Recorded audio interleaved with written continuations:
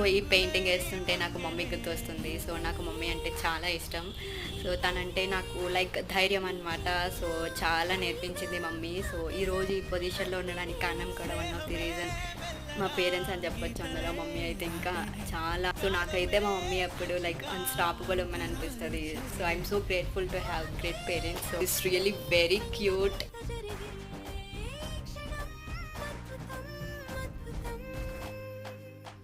My beautiful wall looks more beautiful now.